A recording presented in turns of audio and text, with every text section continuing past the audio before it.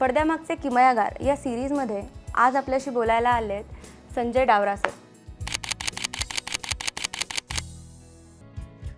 95% प्रोडक्शनची जे लोक असतात ते ॲक्टर होण्यासाठी आलेले असतात. हरिश्चंद्राची फॅक्टरी हा पहिला मराठी सिनेमा तुम्ही केलात, पण मला असं वाटतं तुम्ही सुरुवातच हिंदीतून केलीत.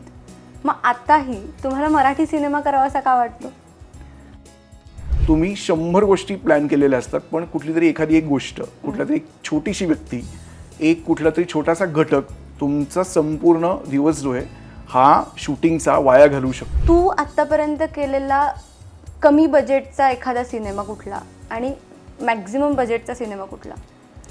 म्हणजे मराठी सिनेमा आम्ही जेव्हा करतो तेव्हा असं घरचं एक वातावरण असतं आणि असं अतिशय संस्कारक्षम असं एक वातावरण असतं जे इतर भाषांमध्ये करताना मिळत नाही. असं आमच्या कानावर आलंय की तू सेटवर असलास किंवा तुझं प्रोडक्शन असलं, तू एक्झिक्युटिव्ह प्रोड्युसर असलास की खाण्याची चंगळ असते सेटवर.